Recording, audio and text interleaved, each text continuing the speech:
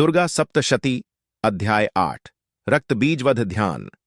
मैं अणिमा आदि सिद्धिमयी किरणों से आवृत भवानी का ध्यान करती हूं। उनके शरीर का रंग लाल है, नेत्रों में करुणा लहरा रही है तथा हाथों में पाश, अंकुश, बाण और धनुष शोभा पाते हैं। ऋषि कहते हैं, चंड और मुंड नामक दैत्यों के मारे जाने तथा बहुत सी सेनाओं का संहार हो जाने पर दैत्यों के राजा प्रतापी शुंभ के मन में बड़ा क्रोध हुआ और उसने दैत्यों की संपूर्ण सेना को युद्ध के लिए कूच करने की आज्ञा दी। वह बोला, आज उदयुद्ध नाम के दैत्य सेनापति अपनी सेनाओं के साथ युद्ध के लिए प्रस्थान करें।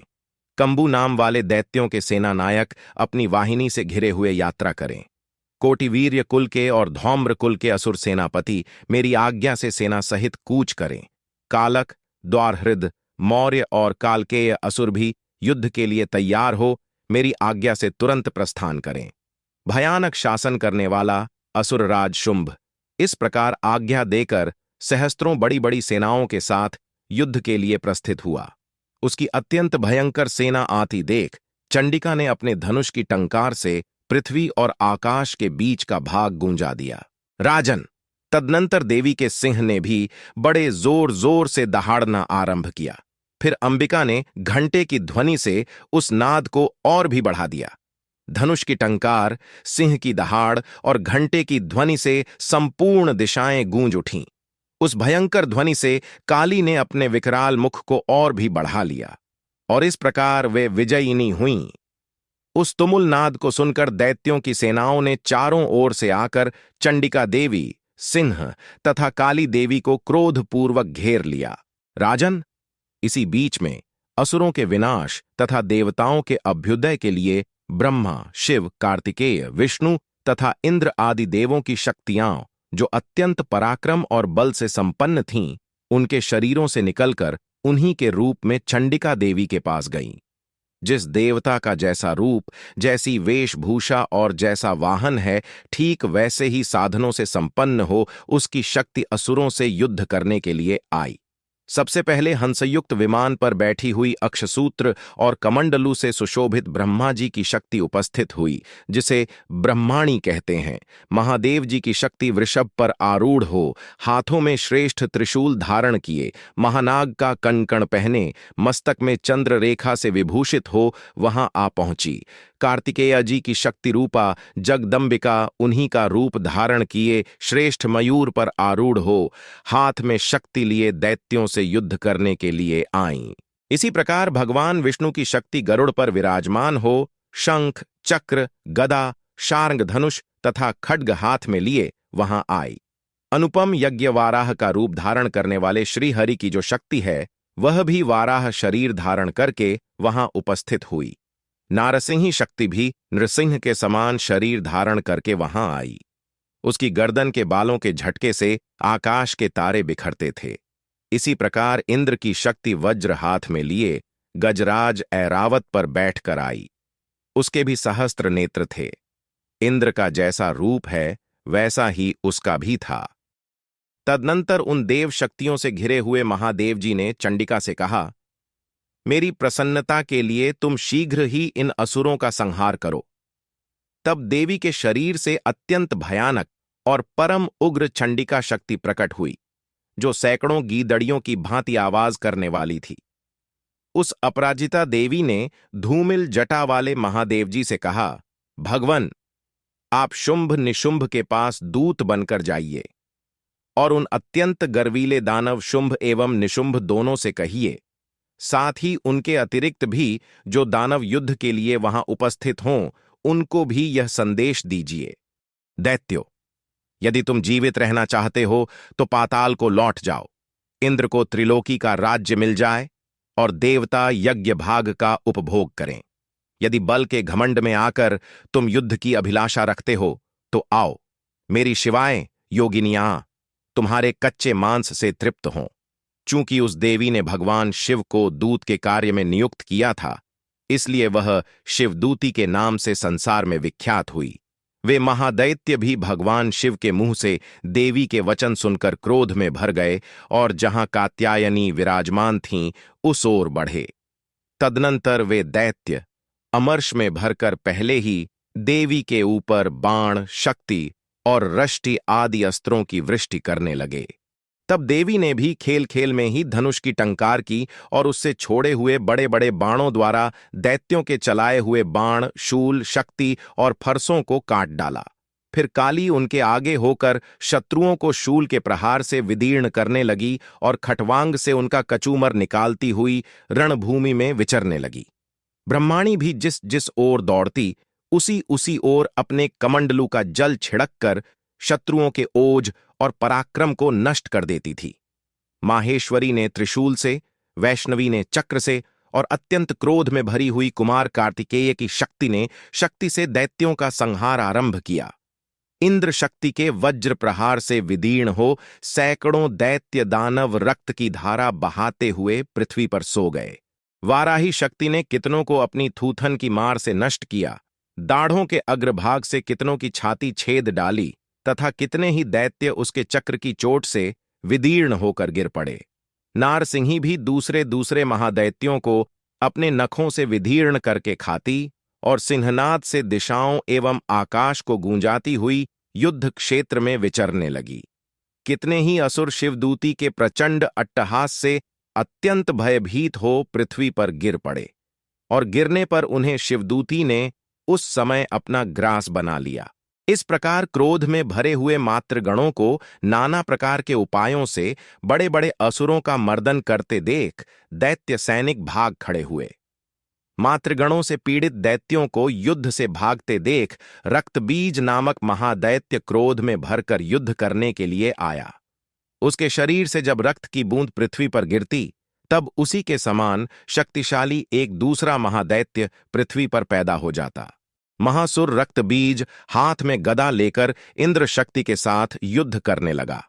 तब ऐन्द्री ने अपने वज्र से रक्तबीज को मारा। वज्र से घायल होने पर उसके शरीर से बहुत सा रक्त छूने लगा और उससे उसी के समान रूप तथा पराक्रम वाला योद्धा उत्पन्न होने लगे। उसके शरीर से रक्त की जितनी बूंदें गिरीं, उतने ही पुरुष उत्पन्न हो गए। वे सब रक्त बीज के समान ही वीर्यवान, बलवान तथा पराक्रमी थे। वे रक्त से उत्पन्न होने वाले पुरुष भी अत्यंत भयंकर अस्त्र शस्त्रों का प्रहार करते हुए वहां मातृगणों के साथ घोर युद्ध करने लगे। पुनः वज्र के प्रहार से असुर के शरीर से रक्त बहा और उससे और भी अनेक असुर उत्पन्न हो गए। इस प्रकार जहां तहां पृथ्वी पर जितनी बूंदें गिरतीं, उन सब से अनेक योद्धा पैदा हो जाते। युद्ध भूमि में जितने असुर मारे जाते, उनके स्थान में और भी अधिक असुर उत्पन्न हो जाते थे। इस पर देवताओं की शक्तियों को बड़ा भय हुआ। तब क्रोध में भरी हुई देवी चंडिका ने काली से कहा, चामुंडे, तू अपने विकराल मुख को फैला दे और मेरे बाणों से घायल इस दैत्य के शरीर से जो रक्त निकले, उसे तू पी जा। इस प्रकार यह महासुर रक्तबीज मर जाएगा और कोई दूसरा असुर उत्पन्न नहीं होगा। देवी के इस प्रकार कहने पर काली ने अपने अत्यंत विकराल मुख को फैला लिया। तब चंडिका ने रक्तबीज को बाणों से घायल करना आरंभ किया। जब वह महासुर शक्ति से, बाणों से तथा शूलों से घायल होकर गिरा, तब काली ने उसका रक्त पी लिया। रक्त पी जाने के कारण उससे कोई दूसरा असुर उत्पन्न नहीं हुआ। काली ने पुनः भयानक क्रोध के साथ उस महासुर पर प्रहार किया और गदाओं से घायल होते ही उसका समस्त रक्त पी लिया। इस प्रकार काली ने उसका रक्त पीकर सारा रक्त समाप्त कर दिया। तब महासुर रक्तबीज रणभूमि में निर्बल होकर गिर पड़ा। तदनंतर देवताओं की संपूर्ण शक्तियों ने प्रसन्नता के साथ उस दैत्य के सिर, धड़ और हाथों का संहार कर दिया। इस प्रकार रक्तबीज के मर जाने पर देवताओं ने निश्चिंत होकर विजय की ध्वजा फहराई और सब मातृगण भी प्रसन्न हो गए। इस प्रकार श्री मार्कंडेय पुराण में सावर्णिक मनवंतर की कथा के अंतर्गत देवी महात्म्य में रक्तबीज वध नामक 8वां अध्याय पूरा हुआ।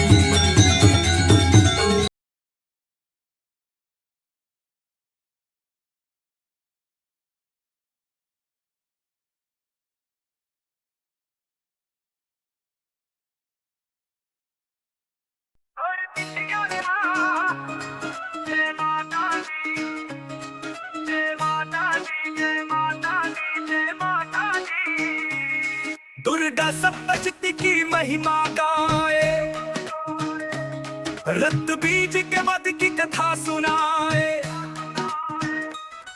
दुर्गा सप्तशती की महिमा गाए, रक्त बीज के वध की कथा सुनाए। शरणागत वत्सला सदा कृपालु, कष्टों का नाश कर महाकाली कालू।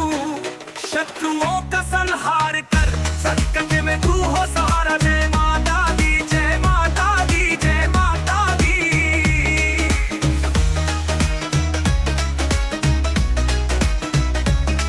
काली दुर्गा महालक्ष्मी, तेरे ही रूप में सारा सृष्टि। दृढ़ संकल्प से तूने किया संग्राम, दुर्गा सप्तशती में है तेरा नाम। रक्त बीज को कर डाला नष्ट, तेरा रूप है अत्यंत विशाल। चामुंडा तेरा विकराल रूप, शक्तियों से भरी तू निराली धूप। तेरे चरणों में भक्ति से नतमस्त, भक्तों की रक्षा करती तू अटल। तेरे बाणों से जब घायल हुआ रक्त बीज, तूने सबको दिखाया महाकाल का सूरज।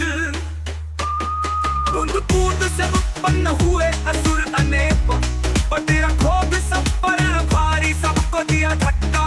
काली के विकराल मुख को फैला दे, रक्त का पान कर सबको भस्म कर दे।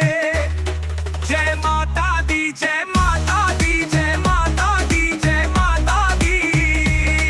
हे भवानी तेरे चरणों में शरण, हर संकट में दे तू हमें कृपा अपार। संकटों से रक्षा, सुख समृद्धि दे, तेरी भक्ति में मन सदा लगे रहे।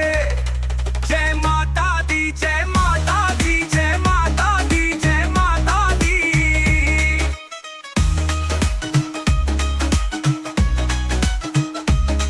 काली दुर्गा महालक्ष्मी, तेरे ही रूप में सारा सृष्टि। दृढ़ संकल्प से तूने किया संग्राम, दुर्गा सप्तशती में है तेरा नाम। रक्त बीज को कर डाला नष्ट, तेरा रूप है अत्यंत विशाल। चामुंडा तेरा विकराल रूप, शक्तियों से भरी तू निराली धूप। तेरे चरणों में भक्ति से नतमस्त, भक्तों की रक्षा करती तू अटल। तेरा नाम, तेरे बाणों से जब घायल हुआ रक्त बीज, तूने सबको दिखाया महाकाल का सूरज। चामुंडा तेरा विकराल रूप, शक्तियों से भरी तू निराली धूप। तेरे चरणों में भक्ति से नतमस्त, भक्तों की रक्षा करती तू अटल। तेरे बाणों से जब घायल हुआ रक्त बीज, तूने सबको दिखाया महाकाल का सूरज। बूंद बूंद से उत्पन्न हुए असुर अनेक, पर तेरा क्रोध सब परी, सबको दिया धक्का। रक्तों की धक्का, काली के विकराल मुख को फैला दे, रक्तों की रक्षा करती तू अटल। तेरे बाणों से जब घायल हुआ रक्त बीज, तूने सबको दिखाया महाकाल का सूरज। बूंद बूंद से उत्पन्न हुए असुर अनेक, पर तेरा क्रोध सब पर भारी, सबको दिया धक्का। काली के विकराल मुख को फैला दे, रक्त का पान कर सदा को भस्म कर दे। जय माता दी, जय माता दी, जय माता दी, जय माता दी। हे भवानी तेरे चरणों में शरण, हर संकट पे दे तू हमें कृपा अपार। संकटों से रक्षा, सुख समृद्धि दे, तेरी भक्ति में मन सदा लगे।